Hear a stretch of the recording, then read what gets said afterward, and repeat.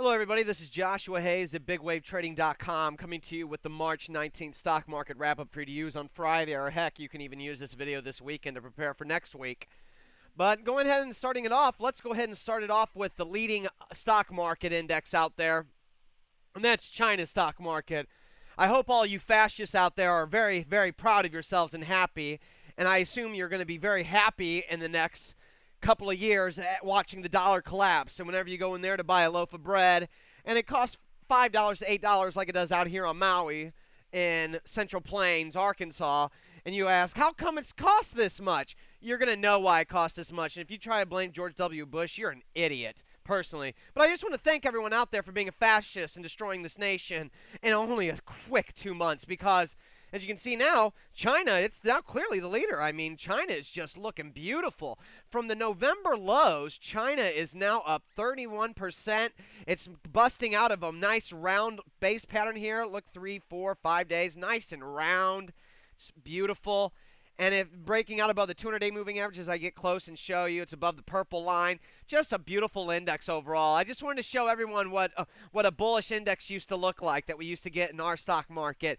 Who knows? Maybe we're going to get one here, but maybe if we just focus on gold, we'll get it. But if you're looking at anything else but gold, I'm pretty sure that it's not going to be that great. I do have 12 longs now and 36 shorts, and I just picked a random page, and there we go.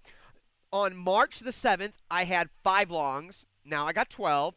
And on March the 7th, I had 50 shorts. Now I have 36.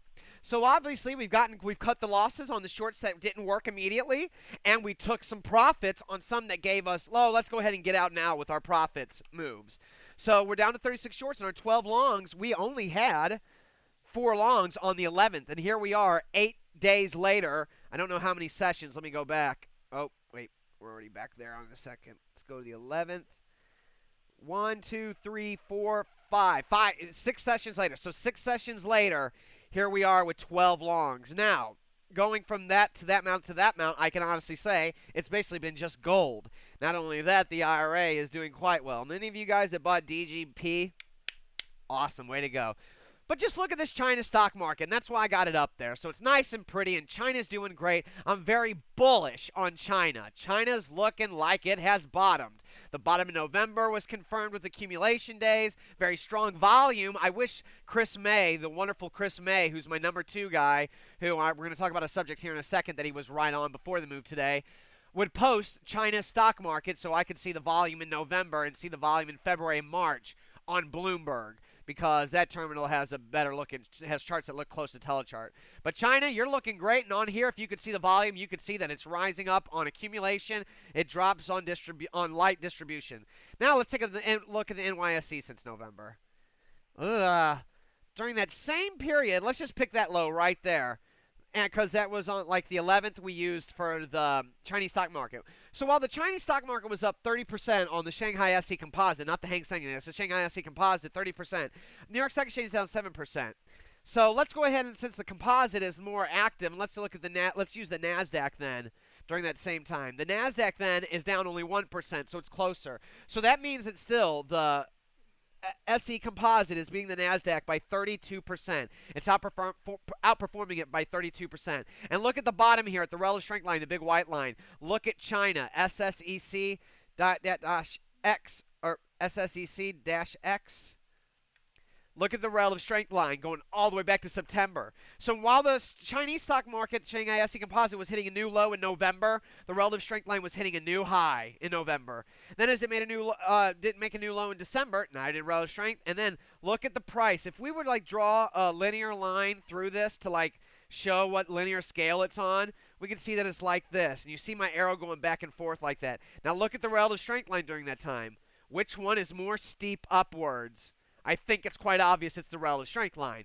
So with the volume, the relative strength, and everything, it just shows you how much better China is than NYSE, which did sell off today. However, volume was lower, so it's not a distribution day. And you can see how that China stock market SC Composite compares to the Nasdaq. Nasdaq actually had a little tail at the end of the day, so it wasn't that horrible of a close. Volume was lighter, which is a positive. And it did hold the 50-day moving average. Now let's go look at the Dow Jones Industrial Average and see how big caps were doing today. It's the first time I've seen any of these index charts, by the way. I haven't looked at them, so I'm going to look at them the first time with you. And it held within, okay, if we used yesterday's intraday pattern, it was an inside intraday day. I don't even know if that's technical. I'm making this stuff up because it sounds good. Inside intraday inside intraday day, the price didn't go outside of it, so it was just a do-nothing day. It's just, basically, oh, actually, hold on. Where was the close? 7486. 7489. Okay, so it was only 3 points away from actually being a technical, real inside day. That would be the inside of the opening close of the previous session. So it came very close, but neither way, not much happened. Volume was lower, still quite heavy, but with the small price action, I would actually consider that maybe bullish with all the other indexes. So it's just not that bad, bottom line. Now, I want to see how much time I have so I know how far I can go here. And, oh, there's some sirens I hear outside, so I got plenty of time. Hold on, I got to let this fire truck go by really quick. Okay. Well, there's another fire truck. Sorry, everybody. You guys probably can't hear it, but I can, and it bothers me. A good thing I don't live in New York City anymore. So anyway, so now you got the Dow Jones Industrial Average, New York Stock Exchange, and I showed you all that. Let's go ahead and then show you oil, show you the commodity. Uh-oh. It's over 50. Didn't I say it was going to be in between 35 and 50, and now it's at 51? That's not good. So that means to me that we might have stagflation. We might not have inflation, we might have stagflation. That's not only inflation, but it also comes with your income not rising whatsoever. Nothing. Your money getting worth less and less and less. Gold rises, commodity prices rise. Some stocks rise because of the commodity prices rising, but your income stays the same. Your savings stays the same, and in fact probably loses money. So it's a new kind of world we're living in out there, man. Just keep printing that money, huh, Feds? Just keep printing that crap. So make it worse and worse and worse. Who in the hell, honestly, spends money who doesn't have money and say that we need more money to buy the money that we don't have? So let's print money. Doesn't make any sense. And that's what they did yesterday. We are insane.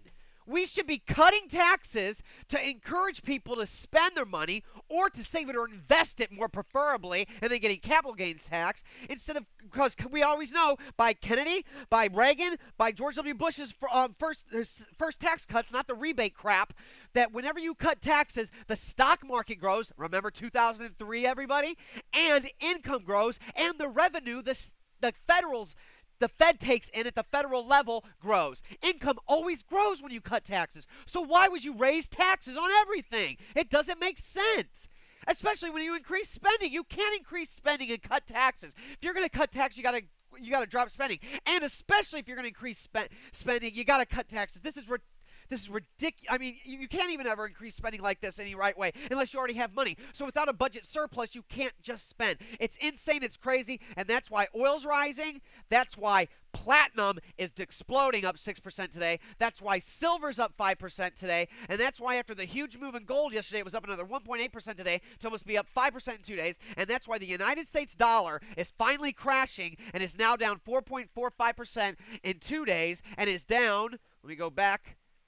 There we go, right there. And is down 7% in the past 8 days. So you look at this chart right here, the past 8 days chart of the United States dollar, and you tell me that that is going to be bullish. It's going to resolve itself to the good side. Look at that. It had a wedge rise the first time in 2008, and then during the span of 8 days, managed to crash 5.4%, and included with the next span of 8 days, another 1.52%. And then another rising wedge.